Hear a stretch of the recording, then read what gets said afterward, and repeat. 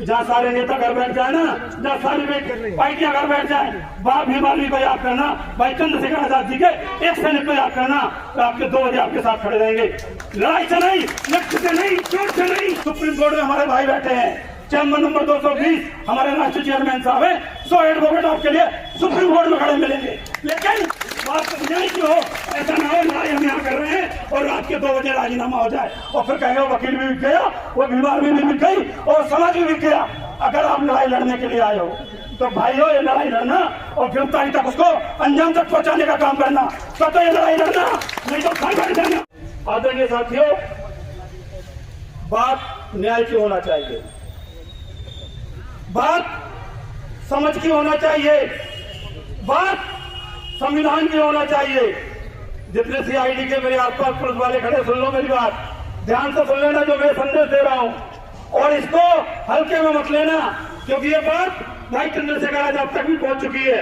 तो ये अभी आप खुद सोच रहे हैं या 100-200 लोग बैठे हैं, तो ये 2000, 10,000, 20,000 में भी होंगे। तो ये मैं पहले बता रहा हूं कि 2 घंटे के अंदर पहले तो गिरफ्तारी में हो जाना चाहिए। बात आती है न्याय की। आदरणीय साथियों, वो बच्चा 11 साल का है, सारे कानून, पहली बात तो जिस तरह से उस वीडियो में उस बच्चे को नीचे जमीन पे बिठाया गया है, कानून के विरुद्ध है। क्यों है? क्योंकि वो कानून के हिसाब से आबकारी बालक है। आबकारी बालक को पुलिस पूछताछ नहीं कर सकती, उससे सवाल नहीं कर सकती। सामने मेरे 3-4 स्टार के एक पदाधिकारी खड़े हैं, मैं उनसे भी जवाब चाहूंगा आने वाले समय में कि एक नाबालिग बच्चे से एक 112 का जो भी वहां पर ऑफिसर जाता है, वो जमीन पर बैठा है बच्चा वीडियो में, वो अपराधी है पुलिस वाला। क्यों? क्योंकि आबकारी बालक से उसके माता पिता के सामने ही कोई सवाल जवाब किया जाता है। शायद ये बात मेरे आदरणीय साथियों को पता नहीं होगी। सबसे पहला अपराध, सबसे दूसरा पहला अपराध, वो बच्चा नाबालिग है। उस नाबालिग बच्चे ने कितना भी बड़ा अपराध किया हो तो उसे कोई टच नहीं कर सकता। पॉस्को एक्ट बनाया गया 2012। तीसरी बात, जो वहां पुलिस वाले गए हैं उन अपराधियों को तुरंत गिरफ्तार करना चाहिए। और अगर उस बच्चे ने जो आरोप लगाए जा रहे हैं झूठे, जो झूठे उस पर आरोप लगाए जा रहे हैं, किस कंडीशन में वहां बच्चा पहुंचा है, ये इन्वेस्टिगेशन का पार्ट है। तो आदरणीय साथियों, हम बातें बड़ी बड़ी करते हैं, एक दिन आएंगे और चले जाएंगे। बात परिवर्तन की भी होना चाहिए। वो भी कौन सा परिवर्तन? जिन्हें आप ड्राइवर करते हैं, जिन्हें आप अपना ड्राइवर मानते हैं। बाबा साहब ने सबसे पहले कहा है कि सामाजिक परिवर्तन की जरूरत है आपको।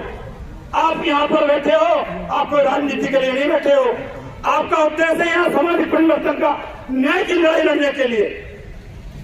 न्याय की लड़ाई कैसी लड़ाई जाएगी? आप यहाँ आओगे, भाषण देकर चले जाएंगे, ऐसी लड़ाई नहीं होगी। मैं पीड़ित परिवार से और यहाँ के भाइयों से भी कहना चाहता हूँ, जहाँ सारे नेता घर बैठ जाए ना, जहाँ सारी पार्टियां घर बैठ जाए, बाप भीमाली को याद करना, भाई चंद्रशेखर आजाद जी के एक सैनिक को याद करना, तो आपके 2 बजे आपके साथ खड़े रहेंगे। लड़ाई से नहीं, लक्ष्य से नहीं, चोट से नहीं, सिर्फ और सिर्फ भारतीय संविधान से खड़े रहेंगे। और मैं लीगल सेल का प्रदेश अध्यक्ष होने के नाते आपको विश्वास दिलाता हूँ कि भाई हमारा जितेंद्र भाई कह रहा था हाईकोर्ट ले जाएंगे, नहीं, सुप्रीम कोर्ट में हमारे भाई बैठे हैं, चैम्बर नंबर 220 हमारे राष्ट्रीय चेयरमैन साहब है, 100 एडवोकेट आपके लिए सुप्रीम कोर्ट में खड़े मिलेंगे। लेकिन बात न्याय की हो, ऐसा ना हो लड़ाई हम यहाँ कर रहे हैं और रात के 2 बजे राजीनामा हो जाए और फिर कहेंगे वकील भी बिक गया, वो बीमार भी बिक गई और समाज भी बिक गया।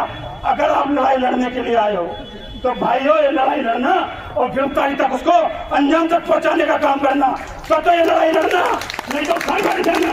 मैं बीमार भी आजाद समाज पार्टी और लीगल सेल की तरफ से आप लोगों को विश्वास दिलाता हूँ कि हम पीछे हटने वाले नहीं हैं। और ये बात अगर आप आज बोल दो, मैसेज जाएगा भैया के पास, पहले पीड़ित परिवार से भैया बात करेंगे वीडियो कॉल में, उसके बाद संसद में मुद्दा उठाया जाएगा।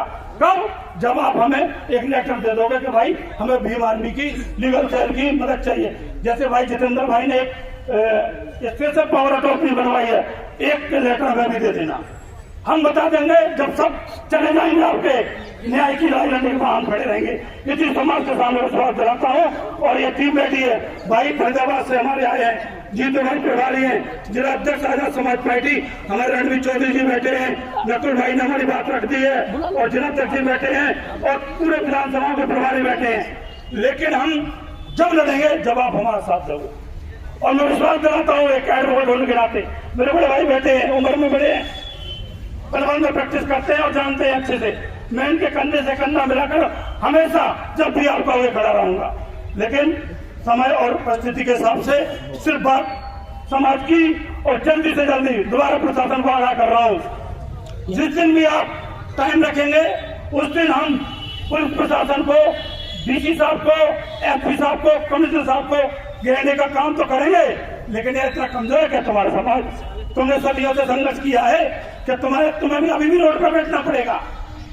भाई जितेंद्र भाई, मैं निवेदन करता हूँ कि आप प्रशासन को आगाह कर दें कि अगर 1 घंटे के अंदर जब तक ये मीटिंग चल रही है, प्रशासन यहाँ पहुंचे और जवाब देंगे अपराधियों के बारे में, उन्होंने अब तक क्या अपडेट दिया है। उसके बाद एक छोटा सा सुझाव मेरा, एक कमेटी बना लें जिसमें अधिवक्ता बैठाने रखें, समाज के लोग रहें और वो जिम्मेदारी दें लड़ाई कैसी लड़नी है। और उसमें ये हो जाएगा कि जब एक कमेटी बनेगी वो लड़ाई वो कमेटी लड़ेगी जिसमें कोई आदमी समाज के प्रति, उस बच्ची के परिवार के प्रति गलत नहीं कर पाएगी। आप लोगों ने मेरी बात सुनी, अगर मेरी बात को किसी को कोई बात गलत लगी हो तो हाथ जोड़ कर मुझे क्षमा करें। जय भीम, जय भारत, जय संविधान।